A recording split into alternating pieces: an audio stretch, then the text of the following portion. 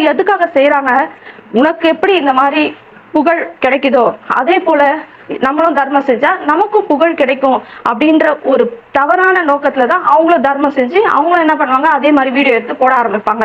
ஓ, இந்த மாதிரி தர்மம் செஞ்சு வீடியோ எடுத்தா நல்லா வரும், லைக்ஸ் வரும், நிறைய கமெண்ட்ஸ் வரும் போல இருக்கு அப்படின்னு சொல்லிட்டு அந்த மாதிரி தவறான விஷயத்துக்காக தான் தர்மம் செஞ்சு போட்டோ எடுத்து வீடியோ போடுவாங்களே தவிர அதனால அவங்க என்ன லாபம் சம்பாதிக்கலாம்னு தேடுவாங்களே தவிர அவங்க உண்மையிலேயே மனசுல இருந்து அந்த தர்மத்தை செய்ய மாட்டாங்க. இப்போ என்னதான் போட்டோ எடுத்து வீடியோ எடுத்து போடுவதே மனுஷர் காணும்படியா தர்மம் செய்வதே தவறல்ல என்று நம்மை நாமே சமாதானப்படுத்தி கொண்டாலும் இயேசு என்ன சொல்றாரு? முதல் வசனம் பின்பாதி என்ன சொல்லுது? பரலோகத்தில் இருக்கிற உங்கள் பிதாவினிடத்தில் உங்களுக்கு பலன் இல்லை. நம்ம என்னதான் சமாதானம் சொன்னாலுமே இயேசு என்ன சொல்லிட்டாரு? இது வீணான செயல், அதுக்கு பிதாவின் இடத்துல எந்த பலனும் இல்லை அப்படின்னு சொல்றாரு. இப்படி நம்முடைய தர்மத்தை மனுஷன்